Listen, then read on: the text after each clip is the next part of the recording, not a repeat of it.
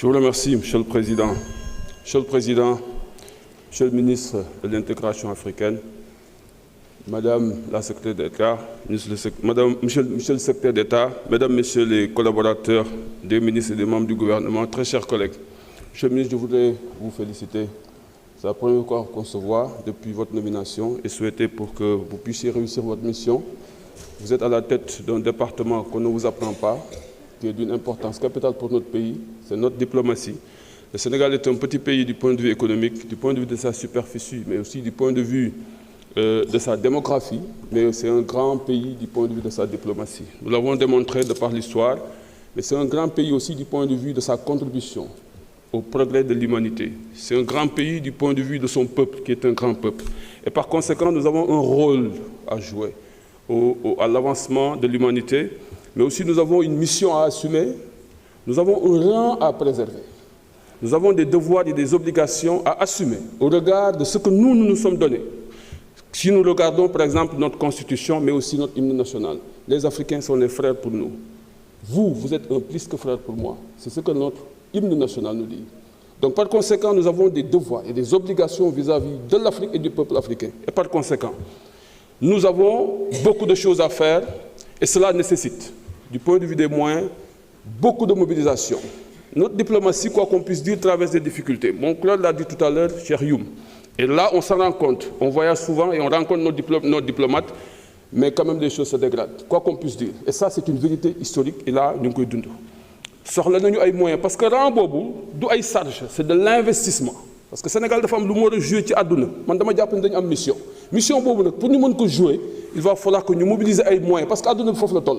Nekkatul ci ay gérer yi nii non da ngay am objectif au plan stratégique mobiliser des moyens dox ci ak ko indi ko dugal ko sa réew pour mën a yëkkati sa réew. Et je pense que là am nañ ci rôle bu ñu jouer. Le monde, l'humanité est menacée par deux choses fondamentalement. Les changements climatiques qui menacent l'humanité et la Terre qui est la planète bi nga xam moom la ñu suñu borom choisiral, mais aussi ce qu'on appelle l'intelligence artificielle.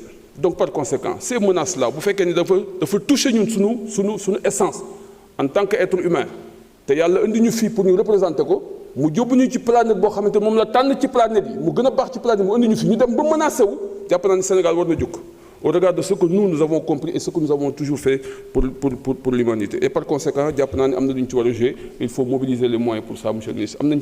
Parce que vous savez notre doctrine de diplomatie. Diplomatie du activisme. Diplomatie, c'est ce que nous jouer.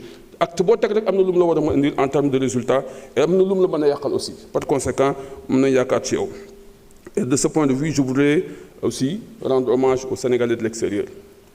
Parce que ñooñu jàpp naa ne bu dul woon ñoom mën na ñaaw si seen contribution bi ñuy indil Sénégal ci li nga xamante ni tey jii tissu social bi tey bu désintégré wul yàquwul trop man jàpp naa ni Sénégalais de l'extérieur yi tey jii kër yu bari ñoom ñoo leen tey kon ñooñu ñun dañ leen amal njukkal ñooñu dañ leen amal ñaan ñooñu dañ leen amal yërmande ñooñu dañ leen amal taxaw ci lépp lu ñu soxla parce que c'est de l'investissement aussi, c'est une forme de reconnaissance vis-à-vis de leur contribution pour leur pays. Ñi nga gis ñi dem ñëpp pour dem bëgguñu dara lu dul tekki dimbali seen ay mbokk ko ci wax ma ne dama bëgg a yóbbu sama yaay maa ko wala dama bëgg kon ñooñu bu ñu leen jàppale suñu bopp lañ jàppale. Et beneen bi ci topp monsieur le ministre mooy les Sénégalais qui sont dans des difficultés au niveau des prisons, les Sénégalais qui sont en détresse dans le désert. Et jàpp naa ne loolu du point de vue de notre engagement panafricain war nañ mën a poser le débat au niveau de l'Union africaine pour que aussi mënuñu ñu wax nañu dem unité mënuñu ñu wax ne on va faire vers la ZLECAf mënuñu wax loolu ba pare nag dans le désert ici des pays africains di traiter nit ñi comme ay esclaves kooku kenn mënu la ci respecter amul benn pays européen wala benn nit ku weex bu lay respecter pour la gisee ngay traiter sa moroomu nit ku ñuul nga koy def comme esclave. Et jàpp naa ne loolu aussi war nañ ci mën a jouer rôle parce que Sénégal jàpp naa ne man Tafsir li ma gëm mooy àdduna bii tey jii fi mu toll nii gars yi di gën remettre en cause le multilatéralisme di def di benn repli vers ñoom ñun am na rôle bu ñu war a mën a jouer pour nga loolu mën dox te loolu am nañ yéen ci yéen yaakaar. Maintenant question yi mu am rek mooy sur la mission des Nations Unies tabax nañ ko mu ngi fii jàpp naa ne investissement bi ñu ci def bari na am na problème bëgg naa aussi soo ci amee explication nga leeralal ñu ko. Sur la représentation bi nga xam ni au plan diplomatique yi nekk fii au Sénégal bëgg naa xam ni mu toll et puis qualité ñi fa nekk seen statut est-ce que c'est des diplomates de carrière moo ci ëpp ou bien c'est ñi nga xamante ni beneen statut la ñu am. Alors sur le pèlerinage am na ku ci wax sànq monsieur le ministre. le pèlerinage est un acte de foi, c'est un pilier de l'islam. Cher bi mu cher man jàpp nañ tafsir, ce n'est pas normal. On ne doit pas faire du commerce avec le pèlerinage. Du Makka lañ ko war a defee du Sénégal lañ ko war a defee parce que loolu suñu borom moo ko dogal ci téere bi dañ ko war a def jullit yëpp ko war a def war nañ wax ak waa Arabie Saoudite parce que pour man la Mecque même du point de vue